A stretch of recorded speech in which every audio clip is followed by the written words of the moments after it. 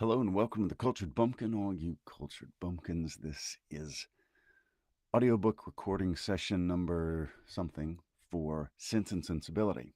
So as I am wont to do, I record the classic and then I edit it and then repost it as a full audiobook on my full audiobooks playlist.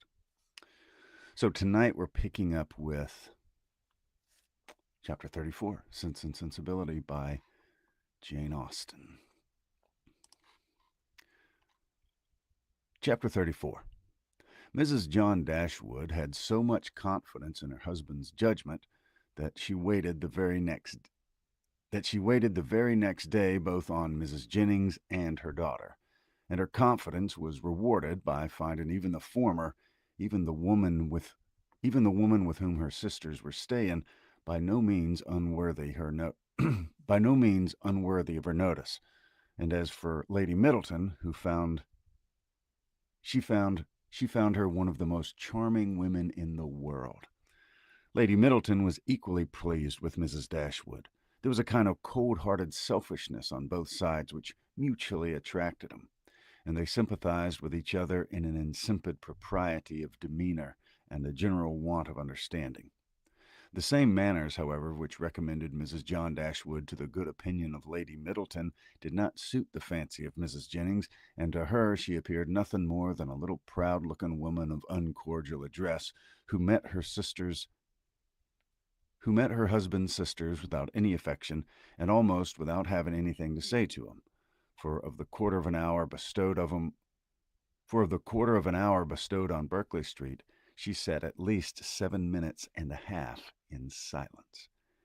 Eleanor wanted very much to know, though she did not choose to ask, whether Edward was then in town, but nothing would have induced Fanny voluntarily to mention his name before her till able to tell her that his marriage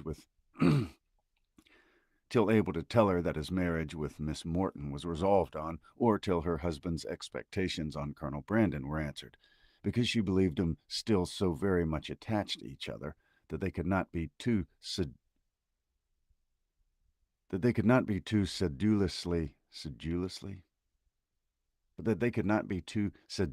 divided in word and deed on every occasion.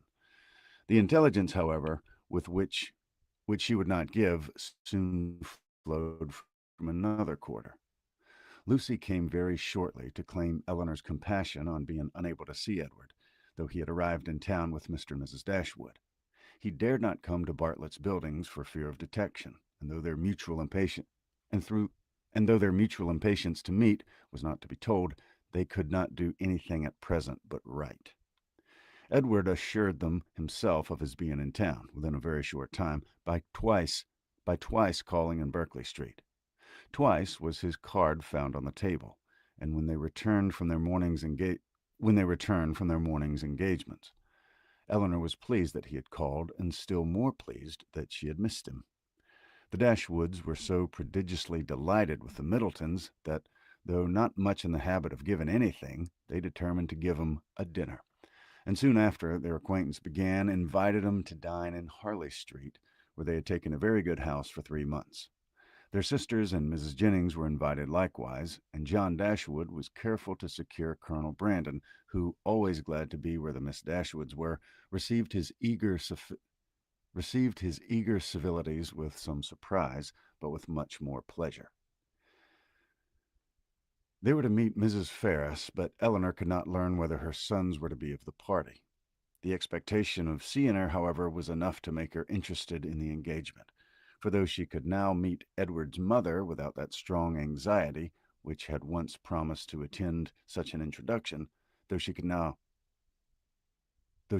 see her with perfect indifference as to her opinion of herself, her desire of being in company with Mrs. Ferris, her curiosity to know what she was like, was as lively as ever.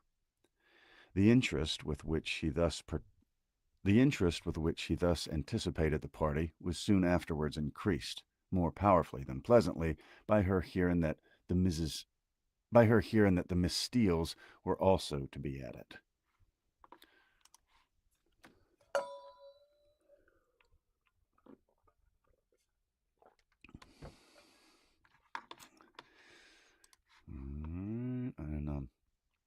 So well had they recommended themselves to Lady Middleton, so agreeable had their assidu, I don't know. So agreeable had they made themselves to her that though Lucy was certainly not so elegant, and her sister not even genteel, she was as ready as Sir John to ask him to spend a week or two in Conduit Street. And it happened to be particularly convenient to the Miss Steeles, as soon as the Dashwoods' invitation was known, that their visit should begin a few days before the party took place. Their claims to the notice of Mrs. John Dashwood, as the nieces of the gentleman who for many years had the care of her brother, might not have done much, however, towards procuring 'em seats at her table. But as Lady Middleton's guests, they must be welcome, and Lucy, who had long wanted to be personally known to the family, to have a nearer view of their characters and her own difficulties, and to have an opportunity of endeavoring to please 'em, had seldom been happier in her life than she was on receiving Mrs. John Dashwood's card. On Eleanor its effect was very different. She began immediately to determine that Edward, who lived with his mother, must be asked, as his mother was, to give a party by his sister. And to see him for the first time, after all that passed, in the company of Lucy, she hardly knew how to bear it. She hardly knew how she could bear it. These apprehensions, perhaps, were not founded entirely on reason, and certainly not at all on truth. They were relieved, however, not by her own recollection, but by the good will of Lucy, who believed herself to be inflicting a severe disappointment when she told her that Edward certainly would not be in Harley Street on Tuesday, and even hoped to be carrying the pain still farther by persuading her that he was kept away by the extreme affection for herself, which he could not conceal when they were together. The important Tuesday came that was to introduce the two young ladies to this formidable mother-in-law. "Pity me, dear Miss Dashwood," said Lucy, as they walked up the stairs together, for the Middletons arrived so directly after Mrs. Jennings that they all followed the servant at the same time. "There is nobody here but you that can feel for me. I declare I can hardly stand. Good gracious! In a moment I shall see the person that all my happiness depends on, that is, to be my mother." Eleanor could have given her immediate relief by suggesting the possibility of its being Miss Morton's mother rather than her own, whom they were about to behold, but instead of doing that, she assured her, and with great sincerity, that she did pity her, to the utter amazement of Lucy, who, though really uncomfortable herself, hoped at least to be an object of irrepressible envy to Eleanor. Mrs. Ferris was a little, thin woman, upright even to formality in her figure, and serious even to sourness in her aspect. Her complexion was sallow, and her features small, without beauty, and naturally without expression.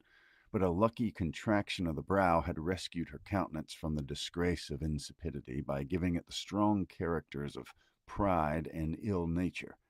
She was not a woman of many words, for, unlike people in general, she proportioned them to the number of her ideas, and of the few syllables that did escape her, not one fell to the share of Miss Dashwood, whom she eyed with the spirited determination of disliking her at all events. Eleanor could not now be made unhappy by this behavior. A few months ago it would have hurt her exceedingly, but it was not in Mrs. Ferris's power to distress her by it now, and the difference of her manners to the Miss Steeles, a difference which seemed purposely made to humble her more, only amused her. She could not but smile to see the graciousness of both mother and daughter towards the very person, for Lucy was particularly distinguished, whom all the others, had they known as much as she did, they would have been most anxious to mortify, while herself, who had comparatively no power to wound them, sat pointedly slighted by both. But while she smiled at the graciousness so misapplied, she could not reflect on the mean-spirited folly from which it sprung, nor observe the studied attentions with which the Miss Steeles courted its continuance, without thoroughly despising them all four. Lucy was all exultation on being so honorably distinguished, and Miss Steele wanted only to be teased about by Dr. Davis to be perfectly happy. The dinner was a grand one. The servants were numerous, and everything bespoke the mistress's inclination for show and the master's ability to support it. In spite of the improvements and additions which were making it to in spite of the improvements and the additions which were making to the Norland estate, and in spite of its own owner having been and in spite of its owner having once been within some £1,000 of being obliged to sell it out at a loss, nothing gave any symptom Nothing gave any symptom of that indigence which he had tried to infer from it. No poverty of any kind, except of conversation, appeared. But there, the deficiency was considerable. John Dashwood had not much to say for himself that was worth hearing, and his wife had still less. But there was no particular disgrace in this, for it was very much the case with the chief of their visitors, who almost all labored under one or other of these disqualifications for being agreeable: want of sense, either natural or improved; want of elegance; want of spirits; or want of temper. When the ladies withdrew the drawing room after dinner, When the ladies withdrew to the drawing room after dinner, this poverty was particularly evident, for the gentlemen had supplied the discourse with some variety, the variety of politics, enclosing land, and breaking horses. And then it was all over, and one subject only engaged the ladies till coffee came in, which was the comparative heights of Harry Dashwood and Lady Middleton's second son William, who were nearly of the same age. Had both the children been there, the affair might have been determined too easily by measuring them at once. But as Harry only was present, it was all conjectural assertion on both sides, and everybody had a right to be equally positive in their opinion, and to repeat it over and over again as often as they liked. The parties stood thus. The two mothers, though each really convinced that her own son was the tallest, politely decided in favor of the other. The two grandmothers, with not less partiality, but more sincerity, were equally earnest in support of their own descendant. Lucy, who was hardly less anxious to please one parent than the other, thought the boys were both remarkably tall for their age, and could not conceive that there could be the smallest difference in the world between them. And Miss Steele, with yet greater address, gave it as fast as she could in favor of each. Eleanor, having once delivered her opinion on William's side, by which she offended Mrs. Ferris and Fanny still more, did not see the necessity of enforcing it by any further assertion. And Marianne, when called on for hers, offended them all by declaring that she had no opinion to give, as she had never thought about it. Before her removing from Norland, Eleanor had painted a very pretty pair of screens for her sister-in-law, which, being now just mounted and brought home, ornamented her present drawing room, and these screens, catching the eye of John Dashwood on his following the other gentlemen into the room, were officiously handed by him to Colonel Brandon for his admiration. "These are done by my eldest sister," said he, "and you, as a man of taste, will, I dare say, be pleased with them. I don't know whether you ever happened to see any of her performances lately, but she is in general reckoned to draw extremely well." The colonel, though disclaiming all pretensions to connoisseurship,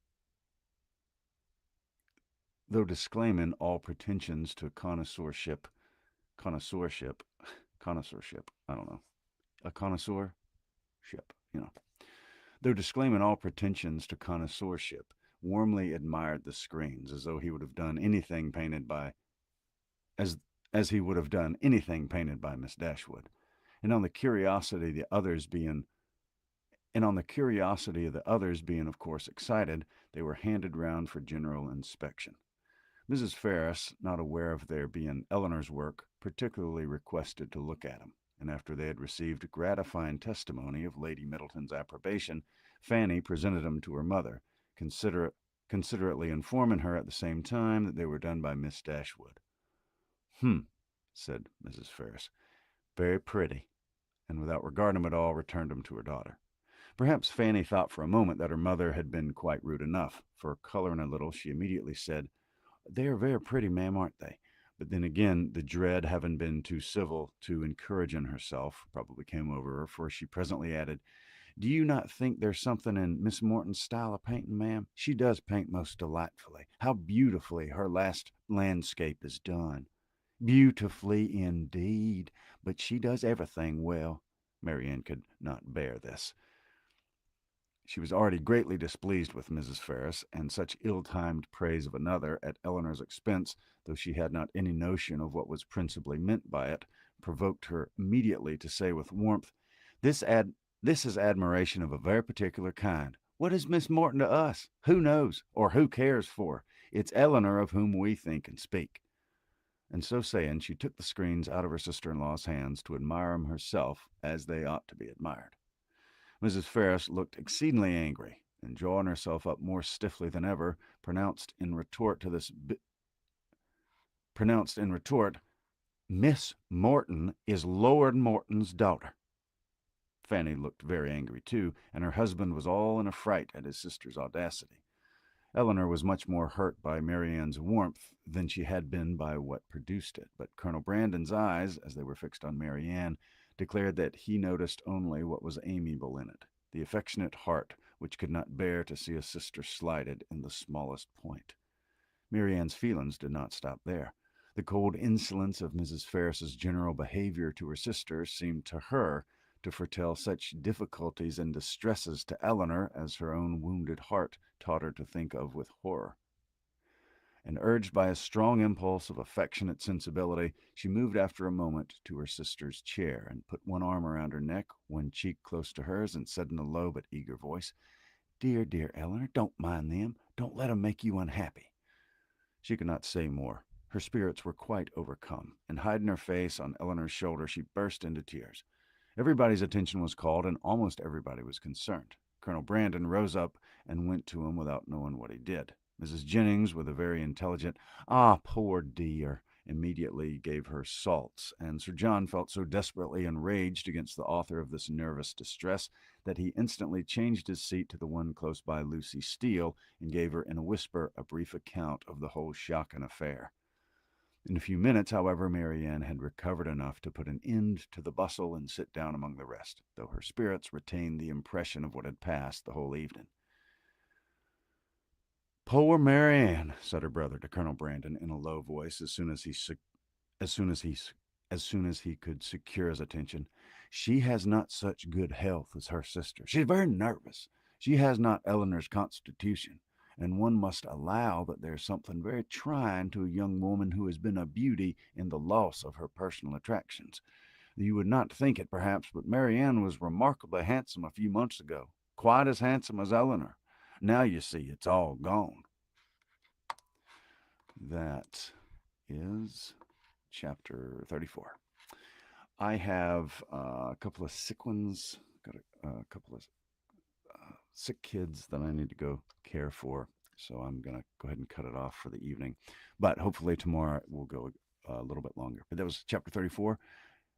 Only got to get to 50 and we'll be done. So thank you very much for watching, whether you're live or catching the replay. Hope you'll subscribe, like the video, and I will catch you next time. Have a good one.